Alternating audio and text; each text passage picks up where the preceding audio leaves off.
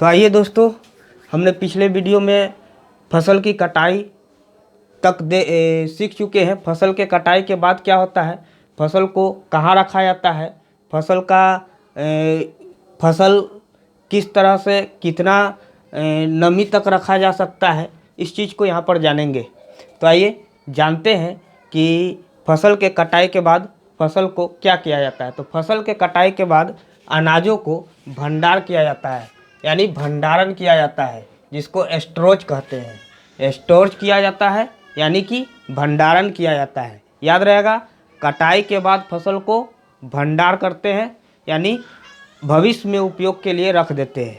भंडारण होता क्या है तो जानिए, अनाजों या अन्य भोजन उत्पादों का भविष्य में उपयोग के लिए संचित करने की विधि को हम भंडारण कहते हैं।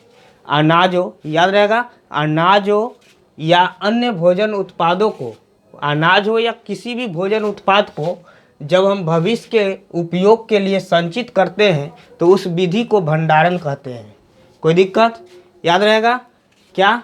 अनाजों या अन्य भोजन उत्पादों का भविष्य में उपयोग के लिए संचित करने की विधि क्या कहलाएगी? भंडारण कहलाएगी। ठीक, तो याद रहेगा। तो देखिए, ताजे कटाई वाले फसल में ना नमी जो होती है वह 16 से 18% तक पाया जाता है। ताजे कटाई वाले फसल में नमी की मात्रा कितनी होती है तो 16 से 18% होती है। याद रहेगा, 16 से 18%। ठीक, तो ताजे कटाई वाले फसल में नमी की मात्रा कितनी होती है तो 16 से 18%। कोई दिक्कत? आराम से याद रहेगा। भंडारण के लिए नमी की मात्रा की कितना आवश्यक है, तो भंडारण के लिए नमी की मात्रा कितना आवश्यक है तो 14% से कम चाहिए, यानी 14% से कम चाहिए, 14% से कम। भंडारण के लिए नमी कितना चाहिए तो 14% से कम चाहिए। 14% से अधिक रहेगा तो भंडारण करेंगे तो खराब हो जाएगी हमारा अनाज। तो अनाजों को भंडारण से पहले सुखाया जाता है धूप में। कटाई के बाद भंडारण से पहले जितने भी अनाज है उसको धूप में सुखाते हैं। क्यों सुखाते हैं तो सुखाने से नमी में कमी आता है।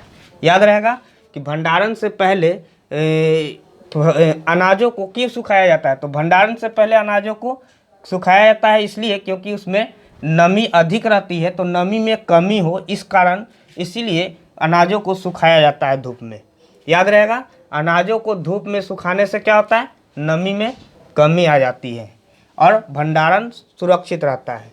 ज़्यादा नमी से भंडारण के दौरान क्या होगा, ज़्यादा नमी रहने पर भंडारण के दौरान होगा क्या, सूक्ष्म जीवों, कवकों तथा पीड़कों में वृद्धि आ जाएगी, जिससे कि हमारा क्या होगा, अनाज खराब हो जाएगा। तो ज़्यादा नमी अगर अनाज में है तो भंडारण नहीं करना चाहिए, भंडार नहीं करना चाहिए। ज़्यादा नमी को हो तो अनाजों को धूप में सुखा लेना चाहिए। याद रहेगा कि ज़्यादा नमी रहे तो अनाज को क्या करना चाहिए, धूप में सुखा लेना चाहिए। अगर ऐसा नहीं करने से क्या होगा, भंडारण के दौरान सूक्ष्म जीव, कवक और पीड़कों में वृद्धि हो जाएगी, जिससे कि हमारा अनाज खराब हो जाएगा। तो इन सब के द्वारा अनाज खराब कर दी जाएगी। याद रहेगा, भंडारण से पहले नमी 14% से कम होनी चाहिए। अनाजों का भंडारण अपेक्षाकृत कम ताप पर होना चाहिए। ज़्यादा ताप पर अनाज का भंडारण नहीं होना चाहिए, कम ताप पर होना चाहिए। क्यों? तो इससे क्या होगा, सूक्ष्म जीव से बचा रहेगा, यानी इसमें एक सूक्ष्म जीवों, कवकों और पीड़कों में वृद्धि नहीं होगा, बढ़ेगा नहीं, जिस कम ताप पर भंडार करने से। याद रहेगा, कम ताप पर भंडार करने से सूक्ष्म जीव से बचा रहेगा, यानी इस सब में वृद्धि नहीं आएगी। कोई दिक्कत? आराम से याद रहेगा। अनाजों का भंडारण जो है ना, किसान लोग क्या करते हैं, मिट्टी के बर्तन में करते हैं। अनाज का भंडारण गांव में या कहीं किसान जो छोटे होते हैं वह करते हैं, मिट्टी के बर्तनों में कर लेते हैं, या धातु के बड़े बड़े बर्तन होते हैं उसमें करते हैं। भंडार गिरी बना होता है, भंडार गिरी में करते हैं। तो याद रहेगा, अनाजों का भंडारण किसान मिट्टी के बर्तनों, धातु के बड़े बड़े बर्तन हो, धातु का बना हुआ या मिट्टी का बना हुआ, या भंडार गिरी में करते हैं। तो ये बात याद रहेगा। आगे, यह बर्तन जो होता है ना, बिल्कुल अच्छे ढंग से बंद होता है।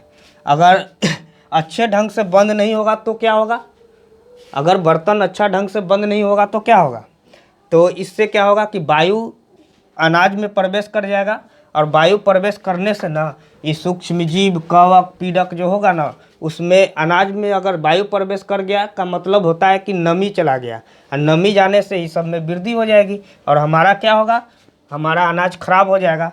तो यह बर्तन बिल्कुल अच्छे ढंग से बंद होना चाहिए, जिसमें भंडार किया जाए, जिसमें हम रखते हैं अनाजों को, उस बर्तन के ढक्कन अच्छा से बंद रहना चाहिए। बंद रहने से वायु अंदर नहीं जाएगा, प्रवेश नहीं करेगा, और क्या, नमी तथा पीड़कों से बचा रहेगा। याद रहेगा कि जिस बर्तन में हम अनाज को भंडार करेंगे, उस बर्तन का ढक्कन बंद होना चाहिए। क्यों बंद होना चाहिए, तो इससे वायु अंदर प्रवेश नहीं करेगा और नमी से बचा हुआ रहेगा, पीड़कों से भी बचा रहेगा। आगे, घरों में ना चावल या गेहूं जो होता है, अनाज का जो भंडारण, मकई उकई का भंडारण करते हैं ना, उस समय उस बर्तन के, जिस बर्तन में अनाज का भंडारण करते हैं, उसमें ना नीम की ना सूखी पत्तियां डाल देते हैं। अनाज के साथ सूखी नीम की पत्तियां डाल देते हैं, यहाँ नीम होगा, नीम की पत्तियां डाल देते हैं। ऐसा क्यों, तो इसको जानते हैं। नीम की पत्तियां में ऐसा कौन सा गुण है जिसके कारण अनाज के भंडारण के समय उस बर्तन में डाल दिया जाता है अनाज के साथ। तो ये बात अच्छा से समझ में आ गया है। तो नीम के पत्तियों को अनाजों के साथ मिलाया जाता है, क्यों, तो नीम की पत्तियों में प्राकृतिक रूप से पीड़कनाशी गुण होते हैं। नीम की पत्तियों में प्राकृतिक रूप से ही पीड़कनाशी गुण होते हैं। यह पीड़कों को, सूक्ष्मजीवों को बढ़ने नहीं देता है, उसको रोक करके रखता है। इसलिए अनाजों में ना किसान लोग नीम की पत्तियों का प्रयोग करते हैं, नीम की सूखी हुई पत्तियों का। याद रहेगा, नीम की सूखी हुई पत्तियों का प्रयोग अनाज के भंडारण के समय किया जाता है। क्यों, तो नीम की पत्तियों में पीड़कनाशी गुण पाए जाते हैं, पीड़कनाशी गुण नीम की पत्तियों में पाए जाते हैं। याद रहेगा कि नहीं, तो याद रहेगा, पीड़कनाशी गुण पाए जाते हैं नीम की पत्तियों में। प्राकृतिक रूप से पीड़कनाशी गुण, एंटीपेस्टिकल प्रॉपर्टी पाया जाता है। याद रहेगा, व्यापारिक स्तर पर अनाजों को जूट के बोरे में भरकर गोदाम में रखा जाता है। व्यापारिक स्तर पर व्यापारी लोग बड़े बड़े पैमाने पर ना भंडारण करते हैं अनाज का। तो अनाज के इसमें अनाज को जूट के बोरा में रखते हैं। जूट के बोरा में इसलिए रखते हैं ना कि जूट के बोरा जो है वो नमी को सोखता है, और नमी को सबसे, मतलब जूट का बोरा नमी को सोखने में सबसे अच्छा है। तो इसलिए व्यापारिक स्तर पर अनाजों को जूट के बोरा में रखा जाता है भर कर के गोदाम में।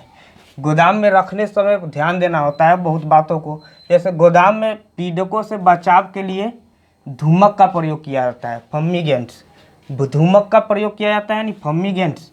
याद रहेगा, फम्मीगेंट्स यानी धूमक का उपयोग करते हैं पीड़कों से बचाने के लिए। ये धूमक रासायनिक धूमक भी कहलाता है। धूमक क्या होता है, तो एक रासायनिक वाष्पशील पदार्थ है। धूमक क्या है, एक रासायनिक वाष्पशील पदार्थ है। यह करता क्या है, तो सूक्ष्म जीव एवं पीड़कों को नष्ट करता है। याद रहेगा, गोदाम में अनाज को जूट के बोरा में भर करके बड़े पैमाने पर रखा जाता है, व्यापारी लोग रखते हैं। वहाँ गोदाम में पीड़कनाशी के लिए किसका उपयोग किया जाता है, तो धूमक का उपयोग किया जाता है। धूमक क्या है, तो एक रासायनिक वाष्पशील पदार्थ है। याद रहेगा, धूमक एक रासायनिक वाष्पशील पदार्थ है। यह करता क्या है, तो यह सूक्ष्म जीव एवं पीड़कों को नष्ट करता है। याद रहेगा, धूमक क्या करता है, सूक्ष्म जीव एवं पीड़कों को नष्ट करता है। ठीक, तो यहाँ ध्यान दीजिए, गोदाम में अनाज से भरे बोरों को दीवार से दूर रखना चाहिए। दीवार से सटा के नहीं रखेंगे। दीवार से सटा के रखेंगे ना तो क्या होगा, दीवार से ना दीवार की नमी उस बोरा में आ जाएगा। तो गोदामों में अनाज से भरे बोरों को दीवार से दूर रखना चाहिए। क्यों रखना चाहिए, ताकि यह दीवार की नमी से बचा रहे। याद रहेगा, क्यों रखना चाहिए दीवार से दूर। किसी भी अनाज के बोरा को दीवार से सटाकर नहीं रखना चाहिए। घर में भी रखते हैं तो ऐसा नहीं रखना चाहिए। ऐसा क्यों नहीं रखना चाहिए, तो क्यों नहीं रखना चाहिए, क्योंकि भाई दीवार में सटा हुआ रहेगा तो दीवार से नमी उसमें प्रवेश कर जाएगा। तो याद रहेगा, दीवार से दूर रखना चाहिए कोई भी अनाज के बोरे को। चलिए आगे, बोरो बोरो के दो छल्लों के बीच में ना, दो गो छल्ली, छल्ली जानते हैं ना, छल्ली जैसे ढेर लगाते हैं ना, तो दो गो ढेर के बीच में ना पर्याप्त दूरी होना चाहिए। ये सटा सटा के नहीं रखना चाहिए, नहीं तो एक वो बोरा में नमी आएगी, उससे दूसरा बोरा में आ जाएगा, तो दूर रहेगा तो उससे बचा हुआ रहेगा। तो बोरे के दो छल्लों के बीच पर्याप्त दूरी होना चाहिए। ठीक है, याद रहेगा। बड़े पैमाने पर अनाजों के भंडारण साइलो भंडारण में होता है। याद, बड़े पैमाने पर, बहुत बड़ा पैमाने पर ना अनाज का भंडारण जो होता है वह होता है साइलो भंडारों में। साइलो भंडारण कहते हैं जहां अनाज का बड़े पैमाने पर भंडारण किया जाता है। साइलो भंडारण क्या होता है, तो ये विशेष प्रकार का बनाया हुआ एक बड़ी सा गोलाकार रचनाएं होती है, विशेष रूप से बनाया होता है साइलो भंडारों। याद रहेगा। तो ये क्या करता है कि यहाँ पर ना ये अनाजों को अच्छा देखरेख मिलती है। ताप नियंत्रण, नमी नियंत्रण में विभिन्न प्रकार के पीड़कों, सूक्ष्मजीवों के नियंत्रण का अच्छा व्यवस्था होती है यहाँ पे साइलो भंडारण में। साइलो भंडारण में अनाजों को अच्छा देखरेख मिलता है। यहाँ ताप नियंत्रण, नमी नियंत्रण या विभिन्न प्रकार के पीड़कों, सूक्ष्मजीवों के नियंत्रण का ना अच्छा व्यवस्था किया जाता है। अनाजों का अच्छा निरीक्षण होता है, समय समय पर लोग उसको देखते हैं और देखते हैं कि कौन सा खराब हो रहा है, उसको तुरंत ठीक किया जाता है। तो इस तरह से साइलो भंडारण में किया जाता है, बड़े पैमाने पर अनाजों का भंडारण। ठीक है। अब आगे, हमारे देश में ना अनाजों का भंडारण का व्यवस्था भारतीय खाद्य निगम के पास है। भारतीय खाद्य निगम करती है। हमारे देश में अनाजों का भंडारण कौन करती है, तो भारतीय खाद्य निगम। भारतीय खाद्य निगम याद रहेगा, जिसको शॉर्टकट में FCI कहते हैं या फूड कॉरपोरेशन ऑफ इंडिया कहते हैं, फूड कॉरपोरेशन ऑफ इंडिया। ठीक है, याद रहेगा, भारतीय खाद्य निगम। फल और सब्जी का भंडारण नहीं करेंगे यहाँ पर साइलो भंडारों में या फिर ये FCI में। ये फलों तथा सब्जियों का भंडारण जो होता है उसको कहते हैं कोल्ड स्टोर। उसको साइलो भंडारण नहीं, कोल्ड स्टोर। कोल्ड स्टोर यानी शीतागार। नाम से ही पता चलता है कि यहाँ पर ठंडा होने का व्यवस्था होता है। तापमान में, यहाँ का तापमान जो होता है 0 डिग्री से लेकर के 4 डिग्री सेल्सियस तक बना रहता है। हाँ, तो तापमान 0 डिग्री से 4 डिग्री तक बना हुआ रहता है। यहाँ फल और सब्जियों को कोल्ड स्टोर में किसको रखा जाता है भंडार करके, फल और सब्जियों को। कोल्ड स्टोर में किसको, फल और सब्जियों को कोल्ड स्टोर में रखा जाता है। कोल्ड स्टोर को शीतागार कहा जाता है। यहाँ का तापमान 0 से 4 डिग्री सेल्सियस होता है। कोई दिक्कत? बहुत अच्छा से समझ में आया होगा। भंडारण।